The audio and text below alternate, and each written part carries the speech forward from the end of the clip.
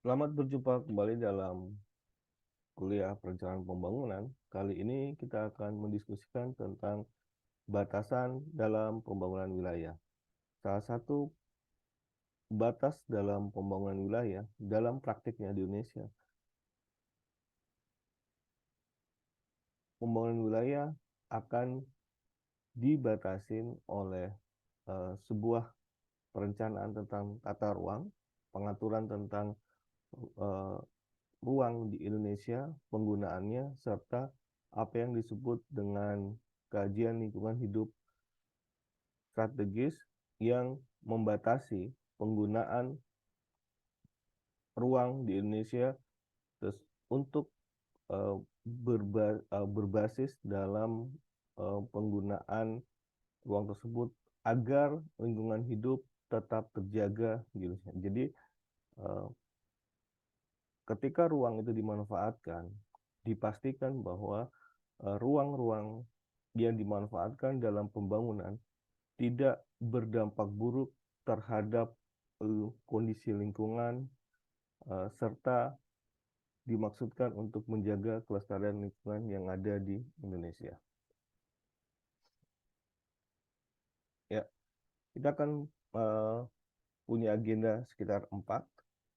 Ya, kita akan melihat tentang pengertian, sasaran dan fungsi rencana tata ruang, muatannya, serta keterkaitan rencana tata ruang dengan infrastruktur terpadu yang nanti akan kita bahas dalam pertemuan selanjutnya, serta kita akan sedikit menyinggung membahas tentang kajian lingkungan hidup strategis atau yang sering disebut dengan KLHS. Ini adalah pengertian tentang ruang. Ruang adalah waktu wadah yang meliputi ruang darat, ruang laut, ruang udara, termasuk ruang dalam bumi sebagai suatu kesatuan wilayah tempat manusia, makhluk hidup lain melakukan kegiatan dan memelihara kelangsungan hidupnya. Jadi, kalau kemarin kita berbicara tentang wilayah, maka wilayah itu dibatasi dalam prakteknya, dibatasi oleh sebuah ruang. Jadi, ketika sebuah wilayah itu berkembang, ketika wilayah itu akan dibangun, maka wilayah tersebut dibangun berdasarkan ruang tertentu. Jadi hanya ada ruang tertentu yang akan digunakan untuk pembangunan suatu wilayah. Jadi meskipun wilayah itu luas, ya, tapi cakupan untuk ruang pembangunan, ruang pelestarian lingkungan hidup, ya, itulah yang digunakan di dalam terminologi ini. Nah, ketika wilayah-wilayah tersebut dibagi dalam sejumlah ruang, diharapkan pembangunan wilayah akan terkendali. Nah, disinilah kemudian akan tercipta keserasian antara ruang yang digunakan untuk kawasan lindung, untuk kawasan budidaya, untuk kawasan industri, serta kita akan nantinya punya ruang-ruang yang memungkinkan pengembangan sistem pusat-pusat permukiman dan perkotaan dan pedesaan. Disinilah teman-teman eh, makna implementasi dari ruang eh, dari pembangunan wilayah di Indonesia yang kemudian diwakili oleh ruang-ruang tertentu. Nah, ketika ruang-ruang itu terbangun, maka akan pembangunan wilayah yang kita diskusikan kemarin, yang kita diskusikan sebelumnya, itu akan terbentuk. Ya.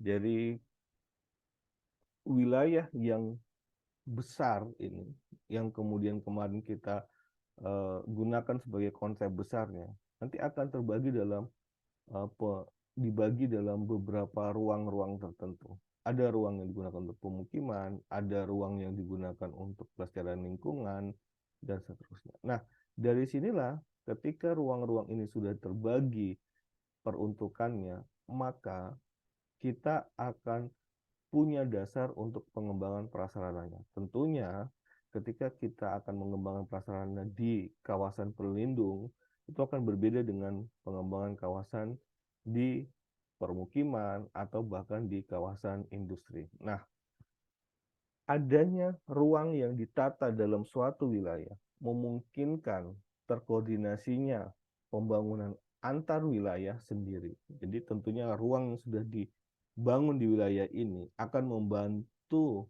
wilayah lainnya yang mungkin bertetangga, ya, memanfaatkan ruang yang ada di wilayah lain untuk pengembangan wilayahnya sendiri.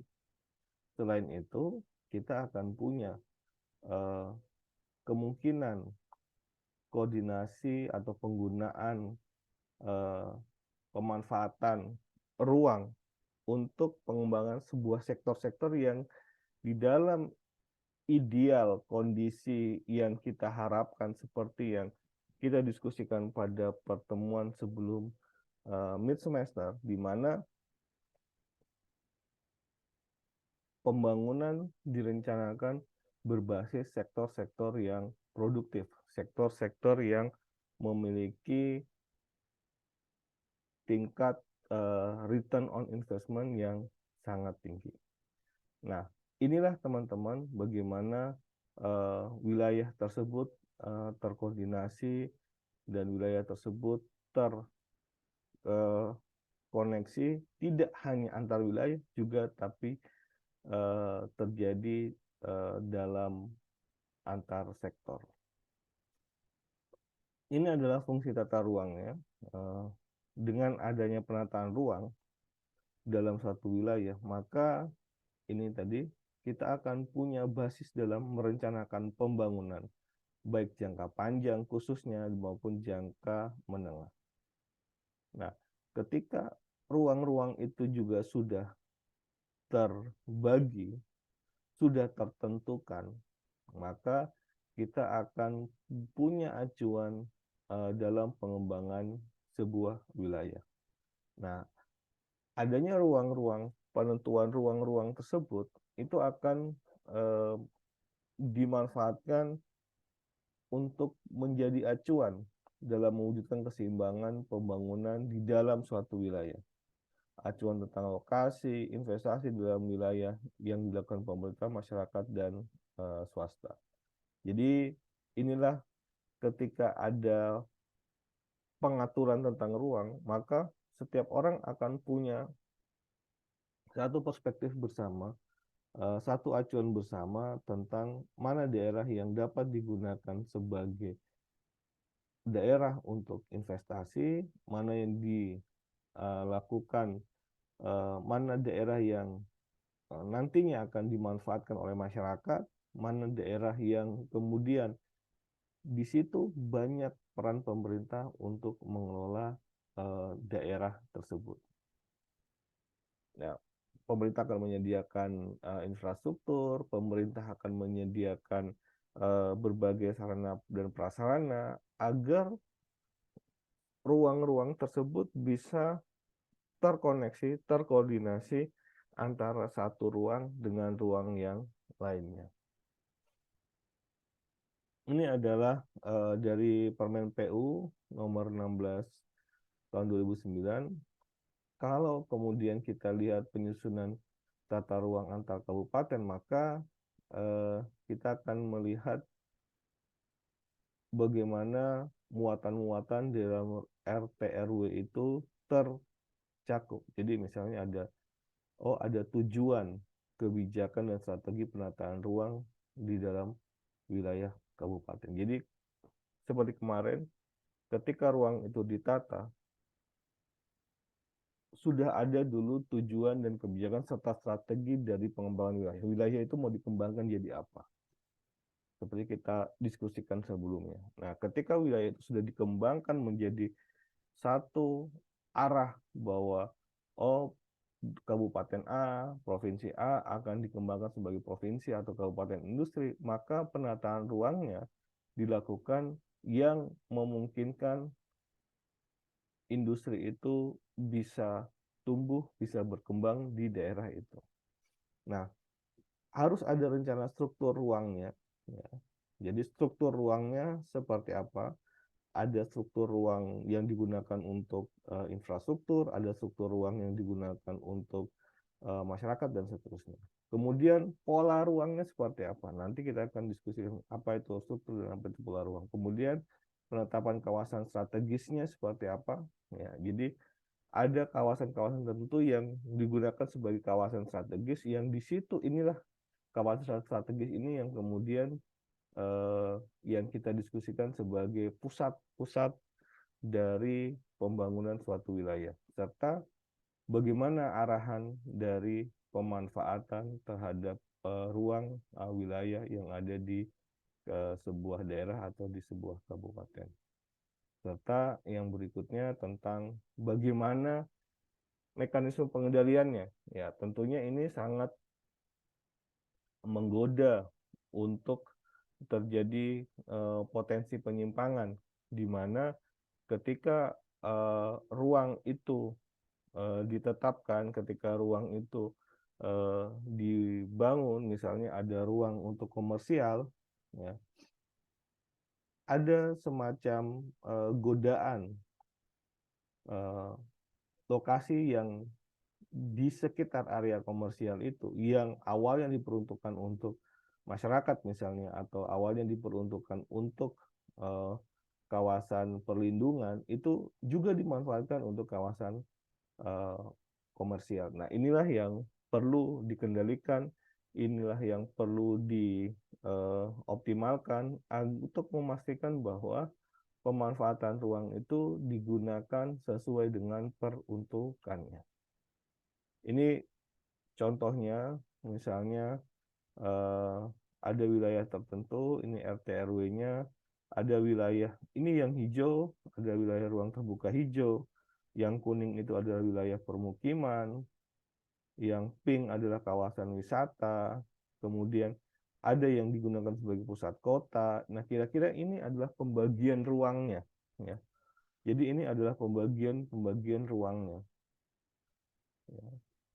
Nah, ketika ruang-ruang ini dibagi, maka memungkinkan bahwa di sini teman-teman bisa melihat, oh ada daerah yang nantinya di utara bisa berkembang. Jadi di pola-pola ruang inilah yang kemudian dijadikan dasar memastikan bahwa oh khusus untuk permukiman misalnya ini dibuat penyebar di atas eh,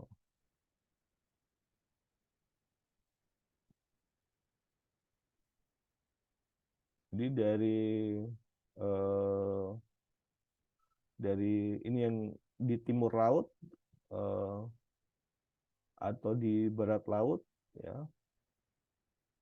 Ya, jadi kalau teman-teman lihat di tengah ini fungsinya semuanya untuk pemukiman juga. Jadi di utara di bagian sini digunakan untuk kawasan sungai, perikanan, peternakan maupun kemudian di bawah sini digunakan untuk kawasan juga untuk sawah dan seterusnya.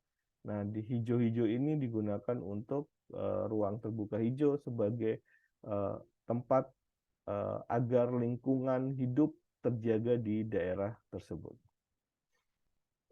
Nah, ini keterkaitan rencana tata ruang dan infrastruktur terpadu. Ya, ini rencana tata ruangnya. Kemudian di sini rencana pembangunannya, di sini bagaimana pembangunan itu dilakukan, ya, penyusunan pelaksanaan pembangunan daerah. Kemudian di sini terkait dengan rencana tata ruangnya, ya. Jadi kalau kemudian pembangunan sektoral ini yang diatur oleh Mendagri, kira-kira apa yang mau dibangun, sektor apa yang akan dikedepankan, maka aturannya adalah rencana pembangunan. Nah, di satu sisi ada batasannya bahwa rencana pembangunan tersebut harus diatur berdasarkan dengan perspektif kewilayahan, bahwa ketika suatu wilayah itu akan dibangun, wilayah itu sudah ditata dulu ruangnya, ya. Wilayah tersebut sudah diatur ruangnya, ada ruang yang digunakan untuk tadi komersial, ada yang digunakan untuk ruang terbuka hijau, ada yang digunakan untuk budidaya, sawah, peternakan, dan seterusnya. Ya, ini basisnya teman-teman, di mana rencana pembangunan yang berbasis dari visi dan misi kabupaten pemimpin, baik di tingkat nasional, provinsi maupun kabupaten kota, itu kemudian menjadi acuan di dalam penataan ruang. Nah, jadi kalau teman-teman lihat visi dan misi yang kemudian diterjemahkan sebagai arah pembangunan, ini yang di bidangnya sektoral, sektor apa yang akan dibangun, sektor sosialnya apa, sektor ekonominya apa, dan seterusnya. Nah, ini yang kemudian menjadi acuan dalam penataan ruangnya. Jadi kalau daerah itu dibangun untuk peningkatan sektor pertanian misalnya, maka harus ada rencana, struktur, dan pola ruang. Ada kawasan lindung, di mana kawasan lindungnya untuk memastikan bahwa ketika budidaya dilakukan, selalu ada lingkungan hidup yang mampu menopang upaya budidaya itu. Nah, dari sinilah kemudian ketika struktur dan penataan ruang itu dimanifestasikan berbasis dari tujuan dan strategi penataan ruang yang dilakukan, maka eh, aspek ini yang kemudian digunakan sebagai basis di dalam uh, sebagai arah dalam pemanfaatan ruangnya. Nah, disinilah kemudian basis-basis tersebut juga digunakan dalam arah pengendalian dalam pemanfaatan ruang. Jadi, ketika itu sudah ditentukan, maka pemerintah wajib exercise atau memanfaatkan pendekatan, ya, wewenangnya dia untuk mengendalikan pemanfaatan ruang yang ada di daerah tersebut. Nah, ini rencana pembangunan dengan RT RW, ya. Nah, ini kaitannya, ini adalah rencana pembangunan dalam jangka panjang, ini rencana pembangunan jangka menengah, dan kemudian di sini adalah rencana tata ruangnya. Jadi gambaran umum dan kondisi daerah ini menjadi dasar dalam penyusunan RT RW. Jadi apakah daerah tersebut basisnya adalah agraris dan seterusnya. Kemudian isu-isu strategis yang ada di daerah tersebut ini menjadi bahan isu strategis juga dalam RT RW. Nah, tujuan, visi dan misi bupati harapannya itu akan jadi tujuan dalam penataan ruang yang ada di Indonesia. Jadi penataan ruang diarahkan sesuai dengan visi dan misi pemimpin, baik pemimpin nasional maupun pemimpin daerah. Nah, kalau kemudian kita lihat strategi dan arah kebijakan juga akan melihat seperti itu. Jadi kalau arah kebijakannya seperti tadi dikatakan, apakah kebijakannya industri, apakah kebijakannya pelestarian lingkungan atau dan untuk budidaya, maka kebijakan dan strategi penataan ruangnya pun akan mengikuti hal-hal tersebut. Pola dan struktur ruangnya pun akan mengikuti kondisi tersebut. Kondisi yang dibutuhkan sesuai dengan strategi yang ada. Jadi kalau industri arahnya itu adalah arah industri, maka yang dibutuhkan adalah pola-pola ruang yang mendukung arah industri. Nah, dari situlah ketika ada program-program yang akan dilakukan, maka program-program ini akan dilaksanakan di ruang yang mana? Nah, inilah yang kita diskusikan kemarin. Jadi, ketika program itu dilaksanakan, sudah ada tempatnya. Nah, jadi kita tidak akan lagi bingung bahwa ada program-program yang memang dilakukan berbasis dengan perencanaan pembangunan, tapi kemudian kita tidak punya tidak tahu lokasi dan tempatnya ada di mana. Nah, melalui pendekatan ini kita akan jadi tahu bahwa program ini akan dilaksanakan di ruang yang mana. Nah, program ini akan diimplementasikan di ruang yang mana. Ini ada kaitannya di mana ada namanya RT RW oleh pemerintah pusat, kemudian ADRT RW oleh pemerintah pusat secara umum, kemudian diterjemahkan di tingkat provinsi, kemudian di setiap provinsi itu kemudian didetailkan di kabupaten kota, ya, ada di kotanya. Kemudian setiap kota punya rencana detail tata ruangnya. Jadi eh, dia punya rencana detail tata ruangnya yang berbasis, teman-teman bisa lihat di sini. Oh, ada daerahnya di pinggir sungai, gambarannya seperti apa, detailnya seperti apa. Nah, ini adalah skemanya, ada eh, di sini penganggaran, di sini perencanaan, dan perencanaan inilah yang kemudian jadi dasar alahan dari penataan ruangnya. Nah, ini bagaimana perencanaan-perencanaan tersebut dipedomani sebagai dasar dalam implementasi pembangunan di daerah maupun di tingkat nasional. Nah, dari sinilah kemudian muncul rencana tata ruang kawasan strategis di sebuah provinsi misalnya. Jadi Kabupaten Bandung ternyata muncul kawasan strategis untuk pembangunan ruang, ada fisik dan seterusnya. Nah, ini adalah prinsip-prinsip dalam penataan ruang. Ada pendekatan yang sektoral, tapi objeknya adalah entitas wilayah dan kawasan. Jadi, ketika kita bicara tentang kewilayahan, ketika kita bicara tentang ruang, maka perspektifnya tentang kewilayahan, seperti yang kita diskusikan kemarin. Jadi, perspektifnya adalah perspektif spasial yang tidak boleh bersifat hanya sektoral. Yang pokoknya industri aja, saya nggak tahu di lokasi itu maunya apa. Nah, kita tidak bisa berpikir seperti itu. Jadi entitasnya adalah entitas yang bersifat lebih luas agar mampu mendorong terciptanya struktur ruang yang efektif dan efisien. Nah, harapannya integrasi dalam perencanaan dan sinkronisasi dalam program itu akan saling mengurangi kebutuhan masing-masing. Disitulah kita terpadu antara sektor satu dengan sektor yang lain, dan nantinya ketika sebuah wilayah itu tidak mungkin akan eh, dibangun seluruhnya untuk industri. Jadi ada bagian-bagian tertentu wilayah tersebut yang digunakan untuk pembangunan daerah lain. Nah, kemudian ada isu tentang keberlanjutan, pendekatan dalam program investasi, dan seterusnya.